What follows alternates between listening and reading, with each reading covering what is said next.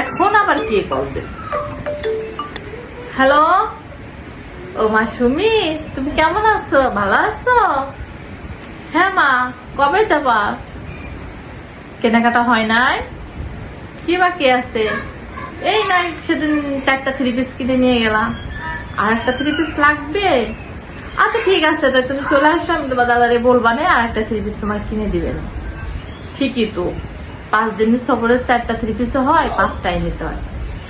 আচ্ছা তুমি আইসো, আজকেই চলে আসো বিকেলে, ঠিক আছে? আচ্ছা,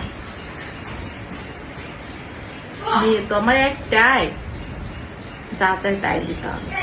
আমার শুনুন না, মা দেখেন আপনার ছেলে আমাকে একটা 3 পিস কিনে এনে দিছে, দেখেন সুন্দর না?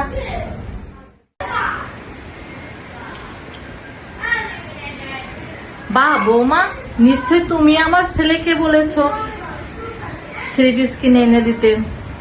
এত কষ্ট করে আমার ছেলেটা, টাকা অপচয় করার কোনো দরকার আছে? তোমার না ঘরে অনেক 3 পিস আছে, এখন 3 পিস কেনার কি হয়েছে? টাকা তো আর ইনকাম করে দেখো না। দেখেন মা, আপনার মেয়ে কক্সবাজার যাবে বলে 4 দিন আগে কিনছে, আজকে বলতেছে সে আর একটা 3 পিস কিনবে।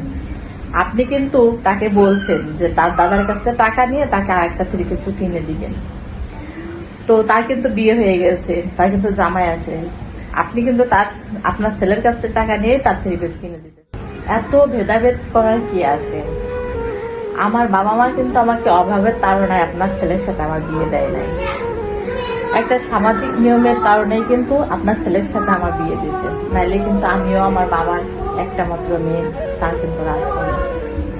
আপনি যেমন আপনার মেয়েকে খুব ভালোবাসেন, তেমন আমার বাবা মাও কিন্তু আমাকে খুব ভালোবাসেন।